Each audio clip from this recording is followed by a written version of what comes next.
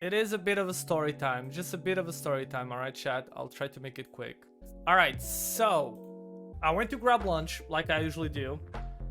Every day I'll go for a walk, like a 1 hour walk, 30 minutes, 1 hour walk, just to move a bit and stuff. I went to grab lunch. Before the stream and whatnot, still thinking about what I'm gonna stream and stuff. Just my daily scenario. And there was a robbery. There was a robbery on the street I passed through, and there was some cops there, and they always ask people when they're passing by, what happened, right? And the cops stopped me and they were like asking where did I come from and stuff, because you know that's normal. They grab some information to see if someone saw anything, because the robbery apparently was like something like 30 minutes ago, was super early. So I was telling them that I didn't see anything because I'm on a remote side of it, and they were like, okay, they ask for your ID, give me your ID. I give the cop my ID, everything working fine. It checks the ID, is like nodding his head with the story, gives my ID back. And I'm like, okay, good, I'm gonna go. I start walking away, and the cop is like, wait, can I see your ID again? And that's what I knew. That's where I knew something was wrong. So I gave him my ID again, and he looks at me and says, sir, you know your ID is expired, right? And I tried to play dumb. Like, oh, is it? Oh, I didn't notice. I didn't know. And he's like, sir,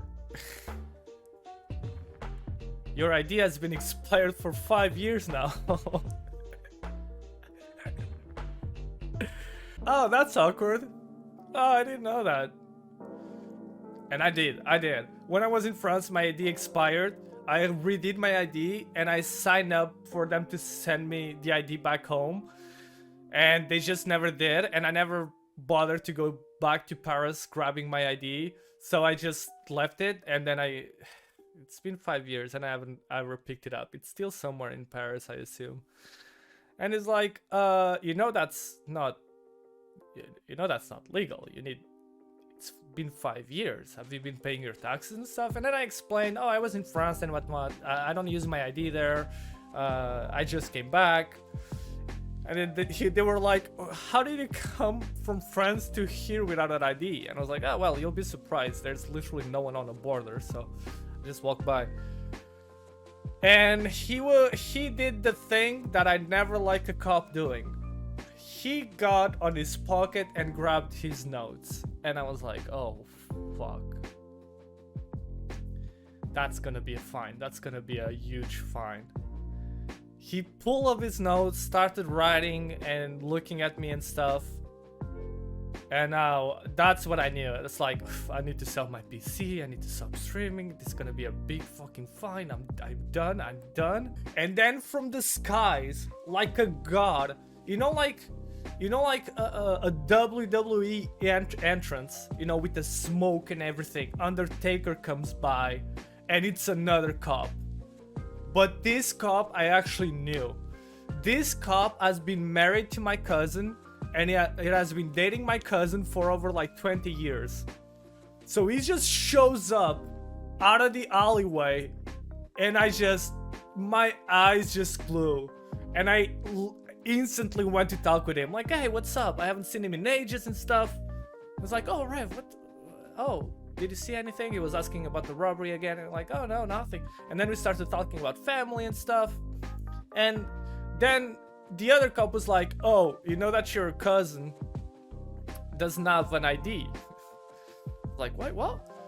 Let me check the ID. He checks the ID. He checks that it's out of date.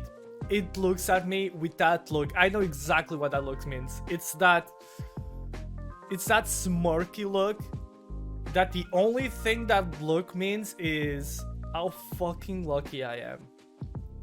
When someone looks at you, or when you know someone's lucky and you look at them like, you motherfucker. He looked at me, just said, Rev, come on, dude. 5 years. 5 years without... You gotta go get this sorted out.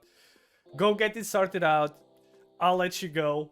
Please, either get this fixed, or whenever you see someone like a cop, just walk the other way. because next time I'm not gonna be there. And I'm like, oh, fuck. Okay, cool. Bye. I grabbed lunch. I dodged that street on my way back. And I went to take care of it. And then I went to take care of the ID stuff. I started making my ID stuff, and the line was huge. The line was like, there was like at least 40 people there. I'm like, oh fuck, it's gonna take all day.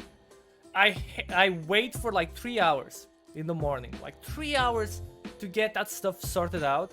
And once I get there, I'm like, oh, it's like for my ID and stuff. And she's like, oh, okay, cool. Sign here, blah, blah, blah. Let me see your ID. I give her my ID. She looks at me. Sorry, it has been 5 years. I'm like, I know. That's why I'm here. That's why I'm here. If it hasn't been 5 years, I wouldn't be here. And she started like getting the paperwork, and she's like, starts doing this at me. And I'm like, what? What do you want? She just keeps doing this. Sir, what's your name again? I'm like, you have my ID right there. You can read my name. And she's like, do you have an appointment today to redo your ID? Bitch, I've been waiting for 4 hours. There's no one there. I was lost in line. Can I have my ID redone? Well, you don't have a meeting.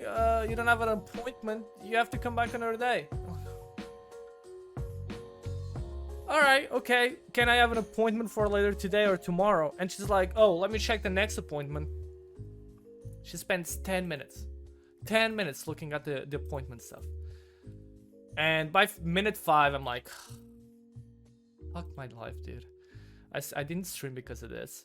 And I hope this is fast. 10 minutes passed of me staring at her. And she's like, oh, there you go, I got you an appointment. I'm like, okay, cool. For when? Oh, the earliest we have, it's for July. And I'm like, cool. Wait, July, like in 2 months. They're like, yeah, well, yeah, July, like in 2 months. And she looked like at me like I was a dumb one. I mean, she wasn't dumb at all. She was doing a job, but like, July, no cap. And she's like, yeah, well, because of Rona and stuff, we've been busy. I'm like, what the fuck? So now I have to wait for July to redo my ID. And until July, I'm a fucking ninja, dude. I swear, chat, if I see a cop, I'm gonna pretend I robbed someone and just walk the other way. I'm gonna be a ninja on these streets. No one's gonna ask for my ID ever again. This reminds me, I actually flew a plane without an ID. I actually went from Portugal to France for vacations a few years back without the ID. Well, with the ID, but expired.